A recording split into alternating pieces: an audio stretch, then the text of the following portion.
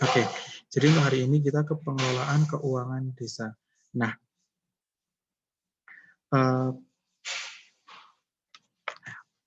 ya, oke. Untuk materi selanjutnya tentang pelaksanaan keuangan desa. Kalau kemarin sudah tentang APB desa, yaitu mengenai bagaimana penyusunannya, kalian juga sudah mengerjakan tugasnya. Nah, sekarang kita masuk ke pelaksanaan keuangan desa.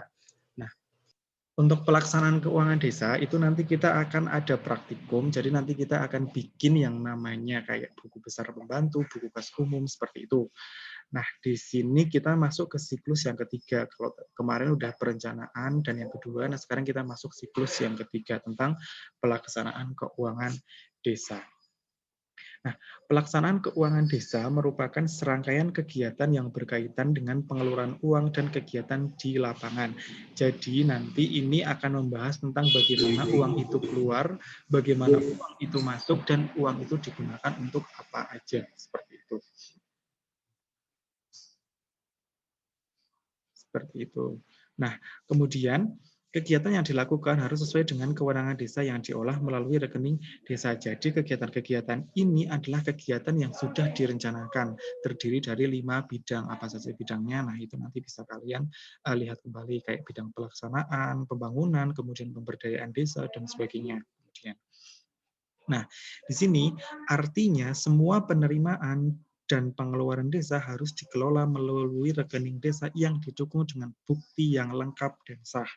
Nah, di sini semua yang dikeluarkan, baik itu dari penerimaan maupun untuk pengeluaran belanja, itu harus ada buktinya. Kalau penerimaan biasanya nanti dari transfer dana desa dan sebagainya. Kalau untuk pengeluaran biasanya nanti ada untuk belanja, ada kwitansi, kemudian juga ada nota-nota dari pihak ketiga yang kita beli barang dan jasanya, seperti itu. Nah, di sini sehingga harus benar-benar dilakukan pencatatan transaksi secara tertib dan dapat dipertanggungjawabkan. Nah, nanti endingnya adalah membuat laporan pertanggungjawaban, seperti itu. Dalam pelaksanaannya, pencatatan keuangan desa akan dicatat dalam buku kas umum, buku pembantu pajak, buku pembantu bank, buku pembantu kegiatan, dan pernyataan tanggung jawab. Jadi nanti kita akan membuat 5 jenis dokumen dalam pelaksanaan keuangan desa. Yang pertama adalah buku kas umum. Masih ingat ya, kalau buku kas umum itu intinya adalah mencatat uang masuk dan uang keluar, serta uang itu untuk apa aja. Kemudian kalau buku pembantu pajak ini nanti adalah untuk buku-buku untuk mencatat pajak-pajak yang dikeluarkan, seperti itu. Gimana gambar dekoratif di bidang? Oke, nah kemudian nanti ada buku pembantu bank. Nah, buku pembantu bank ini adalah nanti buku yang digunakan untuk mencatat transaksi-transaksi yang kaitannya dengan bank, kayak misalkan pencairan dana desa dan juga alokasi dana desa, seperti itu. Nah, kemudian buku pembantu kegiatan. Nah, buku pembantu kegiatan ini adalah buku untuk mencatat kegiatan-kegiatan berdasarkan dengan jenisnya, kayak misalkan pembantu kegiatan nanti di bidang pembangunan desa, terus buku pembantu kegiatan di bidang pemberdayaan masyarakat, seperti itu. Nah, kemudian ada pernyataan tanggung jawab. Nah, untuk dokumen penyertaan tanggung jawab ini juga nanti dibuat sesuai dengan jenis kegiatannya. Misalkan seperti buku pembantu kegiatan, ya kayak pembangunan desa, kemudian pemberdayaan masyarakat, dan sebagainya. Kemudian transaksi dan pembukuan dilakukan oleh bendahara desa dan aparat yang berwenang yang berkaitan langsung dengan penata usahaan dana keuangan desa. Biasanya nanti untuk buku kas umum, buku pembantu pajak, dan buku pembantu bank itu dibuat oleh bendahara umum, kemudian bendahara desa. Kemudian untuk buku pembantu kegiatan dan pernyataan tanggung jawab adalah dibuat oleh mereka yang bertanggung jawab di bidang tersebut.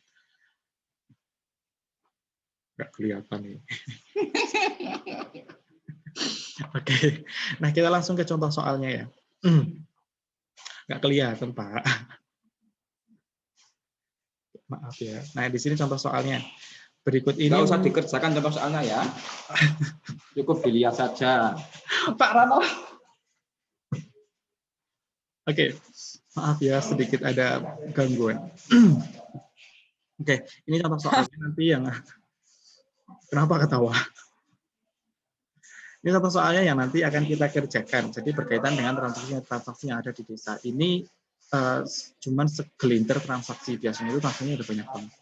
Nah, berikut merupakan transaksi yang terjadi di Desa Ramai, Kecamatan Damai, Kabupaten Sejahtera pada tahun anggaran 2018. Nah, 4 Agustus diterima pencairan dana desa dari pemerintah pusat ke rekening desa sebesar 294 juta.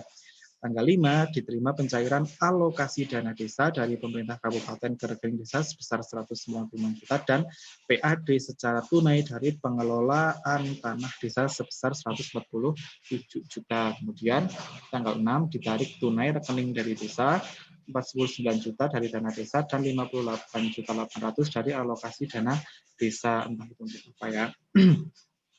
Tanggal 6 dibayar gaji kepala desa dan perangkat desa dari alokasi dana desa sebesar 23.520 dan tunjangannya dari PAD sebesar 29.400 serta ada PPh pasal 21 sebesar 150.000. Kemudian dibeli alat tulis kantor sebesar 4.900.000 pada toko Gramedia yang belum PKP dan tanpa NPWP. Jadi kalau belum PKP itu perusahaan belum kena pajak, kemudian perusahaan yang belum memiliki nomor pokok wajib pajak. Seperti itu. Ya. Kemudian tanggal 12 dibayar penggandaan berkas kepada fotokopi bintang sebesar 1.764.000. Kemudian tanggal 17 dibeli secara tunai. Silakan baca sendiri aja ya. Komputer dan printer senilai 13.720. Pak Tri mau lamaran dulu. Enggak deh. Kemudian tak sanalah. Kemudian tanggal 17 itu dibayar tagihan untuk kegiatan pada pelaksanaan pembangunan desa untuk kegiatan pengecoran jalan Kerinci, RT 1 RW 1 itu rinciannya. Upah, belanja ATK, dokumentasi, jilid proposal, belanja makan, persoalan dinas, semen, pasir beton, pasir pecah, pasir huruf, benang, prasasti kegiatan sebesar 97.199.340. Kemudian ada tanggal 24 dibayarkan bantuan untuk kegiatan Karang Taruna sebesar 3.136.000. Jadi kalau untuk tanggal 17 Agustus ini adalah bidang pelaksanaan pembangunan desa. Sedangkan kalau tanggal 24 ini adalah bidang pemberdayaan masyarakat. Seperti itu. Jadi nanti kalian harus bisa membedakan mana kegiatan untuk bidang pelaksanaan pembangunan desa, mana bidang untuk pemberdayaan masyarakat, mana bidang untuk pemerintahan, seperti itu. Internetnya, oke. Nah, berdasarkan data tersebut, Anda diminta untuk membuat satu buku kas umum, buku bank, buku pajak, buku pembantu kegiatan, dan pernyataan tanggung jawab belanja. Oke. Untuk masuk yang pertama, ini adalah buku kas umumnya. Gitu. Nah, untuk buku kas umum bentuknya, sebenarnya bentuk buku kas umum ini banyak kolomnya gitu. Cuman ini tak sederhanakan aja untuk pelatihan. Nanti kalian bisa melihat contohnya itu di PPT yang kemarin. Itu yang di rencana RKP desa itu ada format kolom-kolom seperti itu. Nah, itu adalah bentuk dari buku-buku kas umum seperti itu. Nah, ini untuk yang ini tak sederhanakan aja. Jadi ini nggak usah banyak kolom. Jadi ini kolom-kolom yang diperluin aja. Nah, nanti untuk bikin buku kas umum, kalian ada bikin dulu judulnya di sini. Buku kas umum, kemudian nama desa dan kecamatannya, Desa Ramai, Kecamatan Damai, kemudian di sini adalah tahun anggarannya, yaitu tahun 2018. Kemudian di sini ada kolom yang pertama adalah nomor, kemudian ada tanggal, kemudian adalah kode rekening. Jadi kode rekening untuk misalkan kalau dana desa, kode rekeningnya berapa, alokasi dana desa itu kode rekeningnya berapa. Gitu. Kemudian di sini ada penerimaan, di sini ada pengeluaran, kemudian ada nomor bukti. Nah, nomor bukti ini adalah nomor bukti dari transaksi yang terjadi. Misalkan dana desa tanggal 4 itu nomor buktinya adalah F150. Nah, nanti ditulis gitu. Karena di contoh kita nggak pakai nomor bukti, jadi nggak usah ditulis.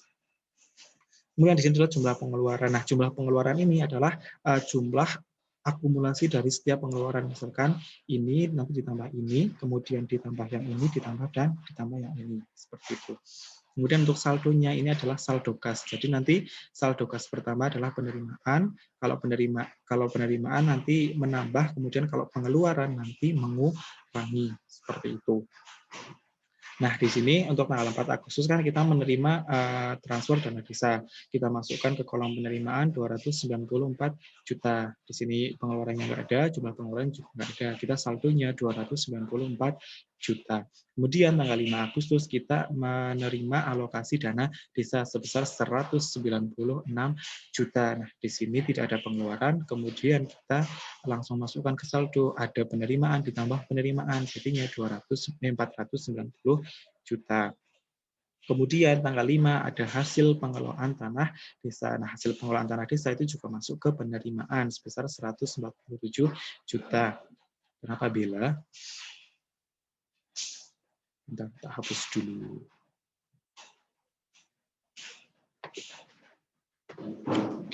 Oke, Bella.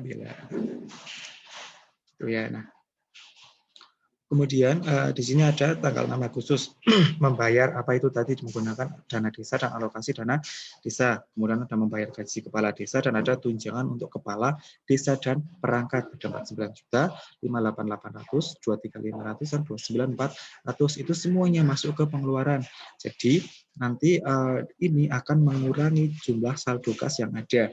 Nah, jumlah pengeluarannya di sini 49 juta, nanti ditambah tanggal 6, 58.800, jadi 107, 400, nanti ditambah 235, 20, nanti 131, 320. Nah, nanti ini akan mengurangi 637 kurangi 49, 588. 588 dikurangi 588, 100, jadi 529, 200. Seperti itu ke bawah. Nah, di sini khusus untuk PPh pasal 21 itu nanti masuknya ke penerimaan. Kenapa ke penerimaan? Karena PPh pasal 21 ini nanti akan mengurangi dari gaji dan gaji kepala desa dan perangkat seperti itu, nanti masuknya ke penerimaan di buku kas umum yang pada akhirnya ini juga nanti akan disetorkan gitu loh, disetorkan ke pusat gitu melalui buku pembantu pajak seperti itu. Nanti seperti itu terus sampai bawah, nanti mana yang masuk pengeluaran, mana yang masuk penerimaan ditulis sampai bawah. Nah, nanti pada akhirnya penerimaannya kalian jumlahkan, kemudian pengeluarannya juga kalian jumlahkan. Nah, pengeluaran yang di sini ini sama nanti jumlah pengeluaran yang di sini harus sama gitu. Nah, nanti tinggal saldonya ada berapa. Kalau sudah selesai nanti tinggal ditulis Sejahtera 31 Agustus 2018, nama kabupaten, kemudian tanggal transaksi itu dilakukan. Ini kan bulan Agustus, jadi 31 Agustus 2018.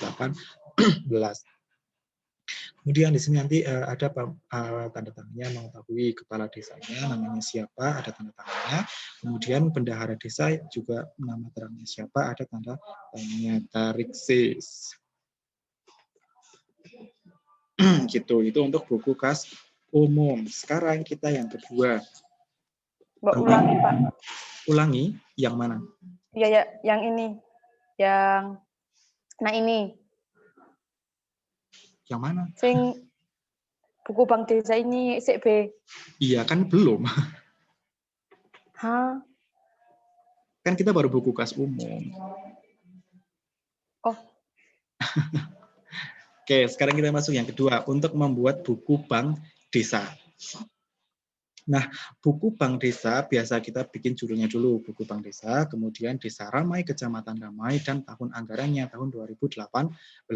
Kolomnya ada nomor, tanggal, kemudian uraiannya apa, nomor buktinya itu berapa, nanti ada pemasukan, kemudian ada pengeluaran, dan ada saldo. Nah, buku bank desa ini mencatat transaksi-transaksi yang berkaitan dengan rekening bank desa. Jadi, transaksi mana aja yang menggunakan rekening bank gitu. Nah, kebetulan di soal ini transaksi yang menggunakan rekening bank itu kan hanya ada di tanggal 4, 5, dan 6. Di tanggal 4 kita menerima dana desa. Jadi di kolom pemasukan. Nah, di kolom pemasukan nanti kita masukkan ke kolom setoran sebesar 294 juta. Kan ada pencairan dana desa. Nah, kemudian di sini kita tulis saldonya. Kemudian tanggal 5 itu ada pencairan untuk alokasi dana desa sebesar 196 juta. Kita masukkan ke kolom setoran. Kalau misalkan nanti ada bunganya ya tinggal dimasukkan ke bunga. Seperti itu. Nah, kemudian kita masukkan saldonya 294 tambah 196, Kemudian tanggal 6 kita ada membayar kegiatan yang menggunakan dana desa sebesar 49 juta. Di sini nah, kita masukkan ke kolom pengeluaran. Nanti kita masuknya di kolom penarikan. Kalau misalkan ada pajak ditulis, kalau ada biaya administrasi juga ditulis. Nanti di kolom pengeluaran ini dia akan mengurangi saldo. Jadi 294 tambah 490 dikurangi 49 juta, jadinya 441 juta. Sama tanggal 6 ada kegiatan juga yang menggunakan alokasi dana desa sebesar 58.800. Nah, di kolom pengeluaran ini juga nanti akan mengurangi saldo kasnya. Jadi 441 dikurangi 58800 380 200. Nah, total transaksi bulan ini nanti dijumlahkan setorannya atau masukannya itu berapa, kemudian penarikannya itu berapa. Nah, saldo di sini adalah saldo akhirnya. Itu transaksi bulan ini. Kalau di sini total transaksi kumulatif adalah total transaksi bulan ini dan total transaksi bulan-bulan sebelumnya. Jadi misalkan kalau bulan sebelumnya ada, nanti dijumlahkan dengan total bulan ini, nanti ketemu di sini total transaksi kumulatif. Misalkan kalau di bulan Juli ada 5 juta, total transaksinya nanti berarti 490 ditambah 5 juta. Seperti itu. Nanti saldonya juga akan mengikuti tinggal berapa. Nah, kemudian kalau sudah semuanya selesai, seperti biasa, ditulis di sini nama kabupatennya, kemudian tanggalnya, mengetahui kepala desa dan juga bendahara desa, ada tanda tangannya. Oke, bisa dipahami? Enggak. Kok enggak? Mana yang enggak mudeng?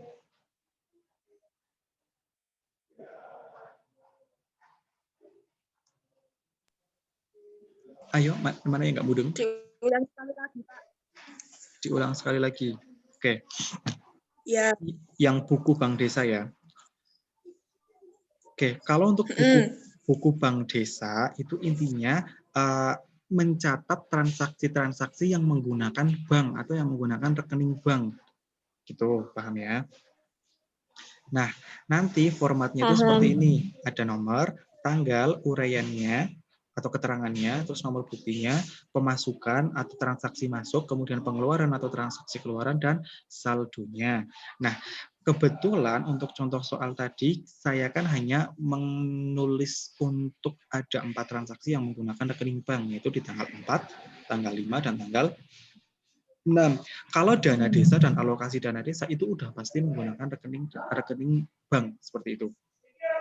Nah, yang pertama kita tulis tanggal 4 Agustus 2018, uraiannya adalah dana desa. Nah, tanggal 4 Agustus itu kan ada pencairan dana desa. Nah, pencairan dana desa itu nanti masuknya ke pemasukan karena akan masuk ke rekening kita. Diterima transfer dana desa. Masuknya ke setoran, pemasukan ke setoran 294 juta. Nah, nanti kita langsung tulis di saldonya 294 juta. Oke, itu yang pertama. Kemudian tanggal 5 ada pencairan alokasi dana desa. Kalau yang namanya pencairan itu langsung masuk ke pemasukan di kolom setoran. Misalkan nanti ada bunga bank ya tinggal ditulis aja gitu. Kemudian alokasi dana desa adalah 196 juta. Nah, kemudian untuk transaksi tanggal 5 ini juga nanti kita masukkan ke saldo. Ada pemasukan, kita tambahkan jadi 1. Jadi 294 ditambah 196. Jadinya 490. Paham?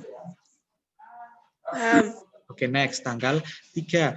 Kita mengeluarkan uang untuk kegiatan dari dana desa sebesar 49 juta tanggal 6. Nanti soalnya sambil dilihat.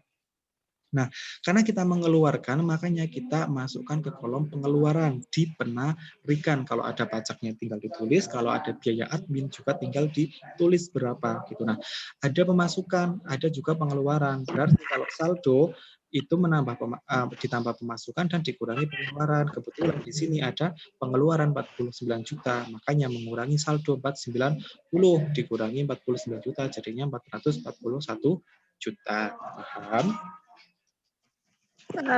Nah, nomor 4 juga sama dengan nomor 3. Ada pelaksana kegiatan menggunakan alokasi dana desa 58.800, nanti juga akan mengurangi saldo kasnya, kemudian nanti tinggal ditulis pemasukan jumlahnya berapa, terus pengeluaran juga jumlahnya berapa. Nah, itu adalah total transaksi bulan ini. Kalau ada transaksi kumulatif, itu adalah total transaksi bulan ini ditambah dengan transaksi bulan-bulan sebelumnya. Misalkan bulan Juli itu ada 5 juta. Berarti nanti total transaksi kumulatif adalah total bulan Juli ditambah dengan total bulan Agustus. Berarti 495 juta. Tuh, nanti tinggal ditulis kabupatennya, kemudian tanggalnya, kemudian ada mengetahui kepala desa dan juga bendahara desa. Itu untuk buku bank desa. Mudeng, tapi Kenapa? itu Pak jelasinya yang maksudnya kan Pak Guru tadi bilang misal ada ya Pak mau diginiin ta Pak. Misal ada pajak dan aja biaya admin. Misal ada bunga bank gitu.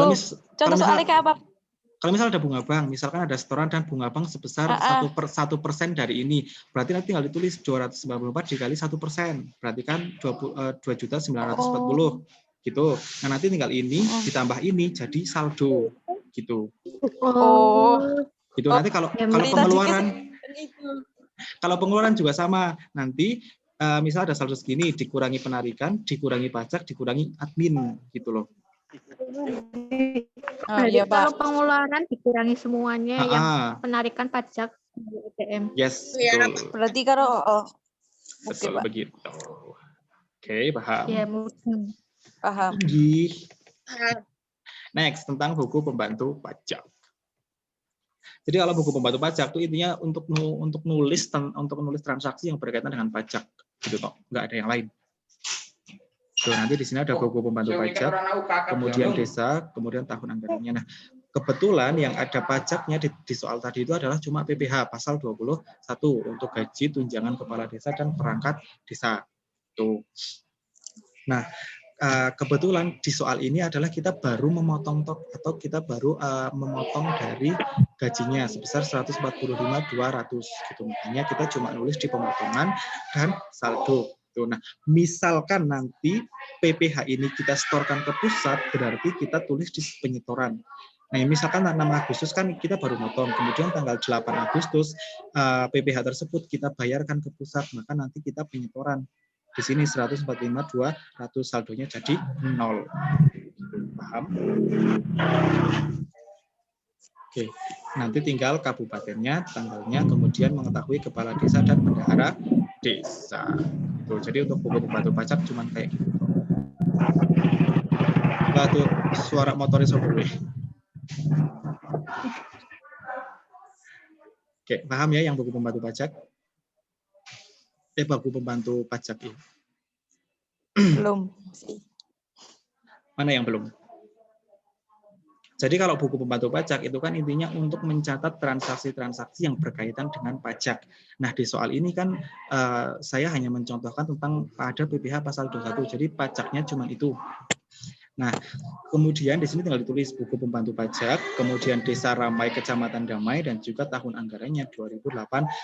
Kolomnya adalah nomor, tanggal, uraian, ada pemotongan, ada penyetoran, dan juga ada saldo. Nah, kita tulis tanggal 1, itu 6 Agustus kan ada PPh pasal 21 untuk gaji dan tunjangan kepala desa dan perangkat desa. Nah, kita tulis uraiannya PPh pasal 21 atas gaji dan tunjangan kepala dan perangkat desa. Nah, di soal ini kita tuh belum ada penyetoran, kita baru memotong atau kita baru memberitahukan bahwa itu tuh ada pajak, ada PPh pasal 21 untuk gaji. Jadi kita baru masukkan ke pemotongan 145.200.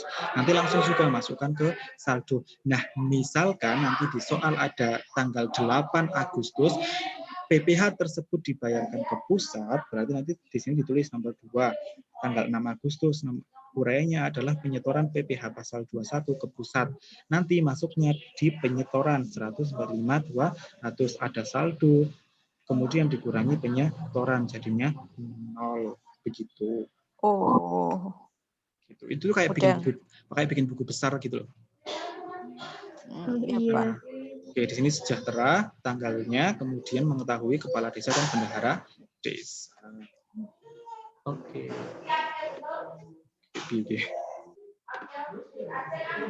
Oke, next ke yang selanjutnya. Tentang buku kas pembantu kegiatan. Nah, ini yang agak panjang. Oke, diperhatikan. Untuk buku kas pembantu kegiatan, sama kolomnya kita tulis dulu, namanya buku kas pembantu kegiatan. Kemudian Desa Ramai, Kecamatan Damai, tahun anggarannya 2018.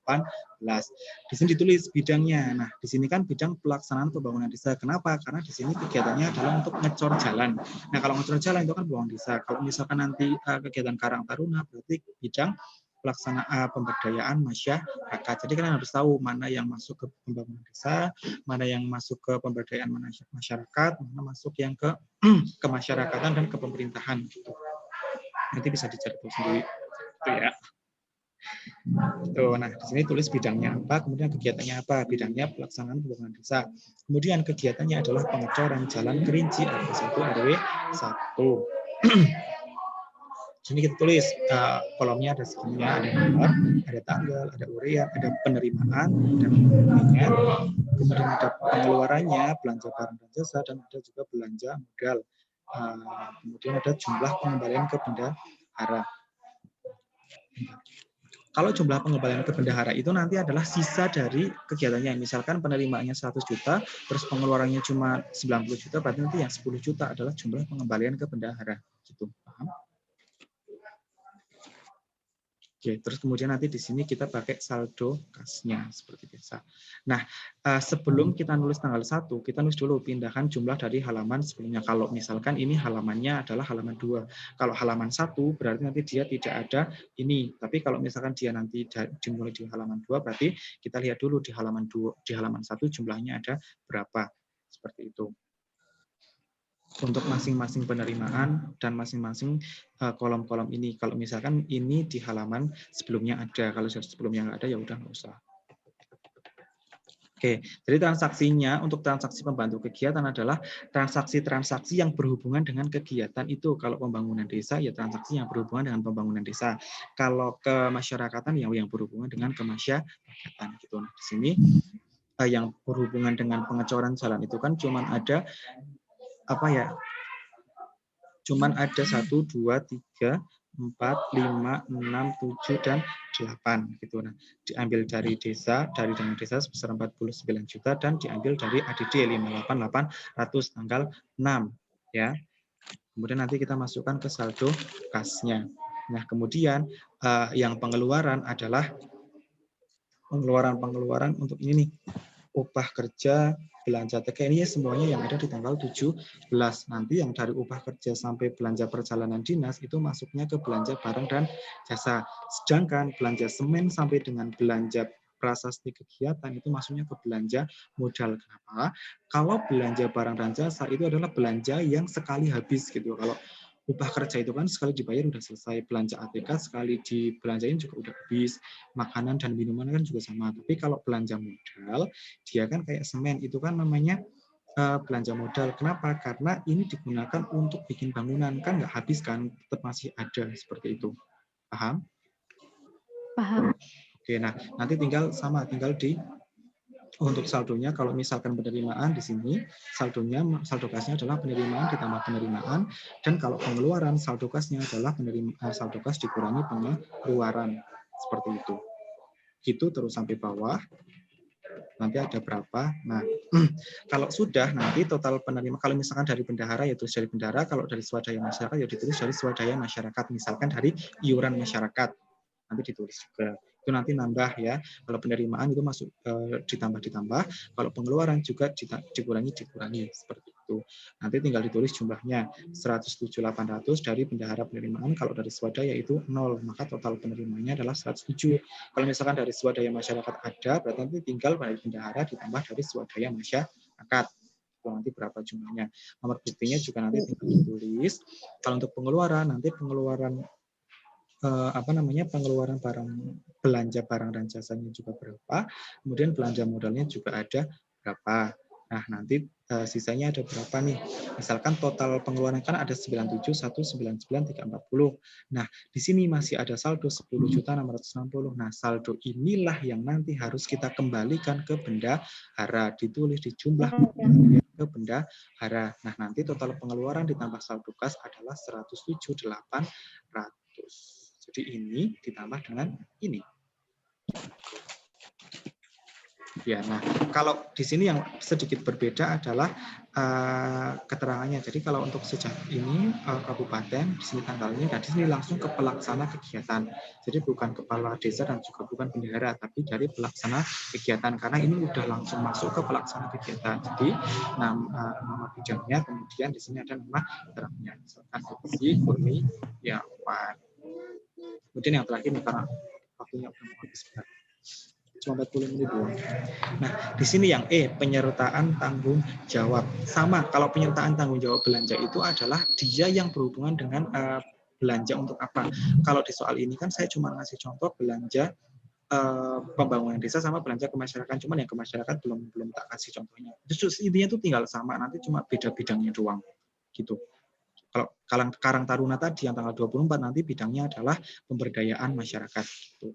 Nah, untuk penyertaan tanggung jawab belanja, ini adalah penyertaan tanggung jawab belanja, desanya, kemudian tahun anggarannya. Di sini kita juga cuma nulis yang berhubungan dengan pelaksanaan pembangunan. Gitu. Nah, di sini kan ada 12 nih.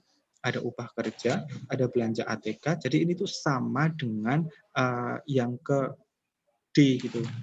Cuman bedanya di sini adalah untuk tanggung jawab aja gitu. Nanti penerimaannya untuk apa? Di sini untuk bidang pelaksanaan pembangunan desa kan dari ini nih. Nah, kemudian ini kita belinya dari toko bangunan. Saya belanja semen, belanja pasir, ini kan kita belinya dari toko bangunan. Nah, kalau ini kita kan gunakan untuk pelaksanaan pembangunan desa, nanti jumlahnya berapa tinggal kita tulis di sini. Nanti untuk tanda tangannya dan juga tanggalnya juga sama seperti ini. Oke. Udah materinya gitu. Ada yang mau ditanyakan?